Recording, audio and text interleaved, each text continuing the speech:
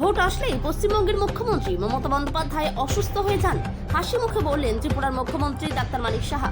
আসন্ন 2026 সালের পশ্চিমবঙ্গের বিধানসভা নির্বাচন নিয়ে মঙ্গলবার আগরতলা প্রজ্ঞাভবনে এক অনুষ্ঠান শেষে সংবাদ মাধ্যমের মুখোমুখি হয়ে ত্রিপুরার মুখ্যমন্ত্রী ডাক্তার মানিক সাহা পশ্চিমবঙ্গের মুখ্যমন্ত্রী মমতা বন্দ্যোপাধ্যায়কে তীব্র কটাক্ষ করে বললেন, পশ্চিমবঙ্গের মুখ্যমন্ত্রী মমতা বন্দ্যোপাধ্যায়ের কাছ থেকে মানুষ অনেক কিছু আশা করেছিল, কিন্তু ওনার কাছ থেকে কিছুই পায়নি পশ্চিমবঙ্গের জনগণ।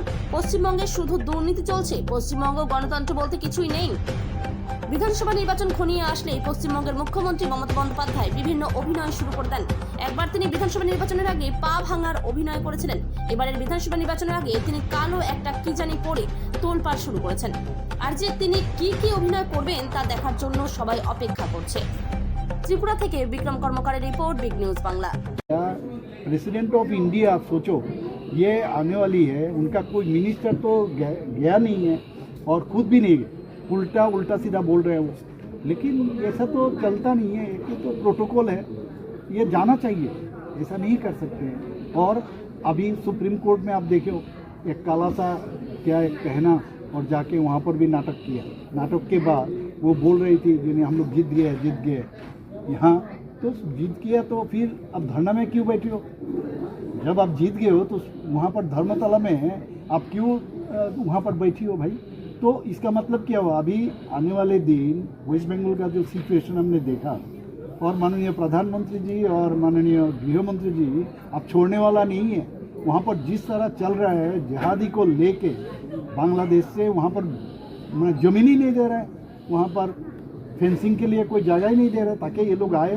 तो घुसपैठिया को जो अभी SIR शुरू हुआ है, इसमें अबाउट 65 लाख अभी नाम अभी वहाँ से ख़त्म हो गया। इनका दिमाग ख़राब हो गया, क्योंकि लास्ट टाइम जो इलेक्शन हुआ था उसमें खाली 50 लाख का डिफरेंस था, अभी 65 लाख और 60 लाख और भी है। इनके लिए अभी वहाँ पर जल पता चल रहा है, वहाँ पर क्या होगा।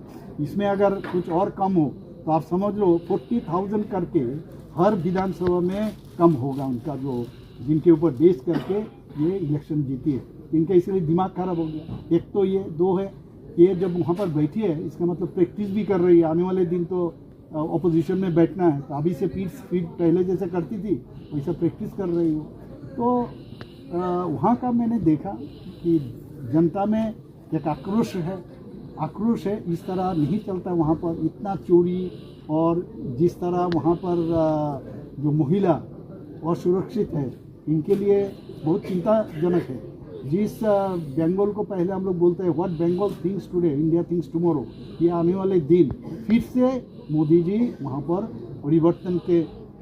परिवर्तन के लिए उन्होंने आवाज़ दिया, और वहाँ पर ऑलरेडी रथ यात्रा भी शुरू हुआ। आप देखिए এবার তো অলরেডি শুরু করেছেন, কালো কাপড় পরে না একটা কি উন্নার মতো পরে সুপ্রিম কোর্টে একটা দেখালেন। তা আমরাও ভাবলাম যে শুরু হয়েছে, একবার তো পা ভাঙলেন, এবার জানি আমরা অপেক্ষায় আছি কি জানি করবেন। সেটা তো উনার খুব সিক্রেট বিষয়, তো কখন কি করবেন উনি তো নিজেই নিজের মধ্যে থাকে না। উনি বলছেন, রাষ্ট্রপতিজিকে বলছেন উনি বারবার আসবেন আর আমি বারবার যাব, আমার কোনো কাজকর্ম নেই নাকি? তো কখন যে কি বলেন, আর উনি আসেনও না সেরকমভাবে। কিন্তু যদি দেখা যায় হিসাব করে, যখন যা খুশি তাই বলেন, গানও গান। আবার উনি এত বড় আর্টিস্ট, উনি LLBও করেছেন আমি যা শুনলাম। আবার উনি মানে সব কিছুতেই মানে দক্ষতা উন্নয়নে কিন্তু পারদর্শী। কাজেই উনাকে আমি বলবো যে মানুষ অনেক আশা করেছিল ওনার কাছ থেকে, কিন্তু সেটা কিন্তু প্রকৃত অর্থে মানুষ পাচ্ছে না। সেখানে দুর্নীতিতে রন্ধ্রে রন্ধ্রে দুর্নীতি, পুলিশকে লেলিয়ে সেখানে যেভাবে বিরোধী দলে যে প্রশাসন থেকে আরম্ভ করে কিছুই, এখানে গণতন্ত্র কিছুই নেই। ত্রিপুরাতেও আপনারা দেখেছেন মাঝে মাঝে পরিযায়ী হয়ে এখানে আসেন, আর কি অবস্থা দাঁড়ায় ওনাদের। যে এই সারা ভারত যে তৃণমূল পার্টি, সেটা রাখার জন্য ত্রিপুরাতে 4% যে ভোটের জন্য এখানে আসেন। কিন্তু গত ইলেকশনে আপনারা দেখেছেন ওনারা কিন্তু কি হয়েছিল, ওনাদের পার্সেন্টেজ আমাদের একদম মাইনাসে ওনারা কিন্তু চলে গেছেন। কাজে এইগুলো আসবে, আর এখানে এসে যখনই আসেন জেহাদিদের মতো সেই ছুরি নিয়ে কী সব করেন, এক সময় মোটরসাইকেল ভাঙেন।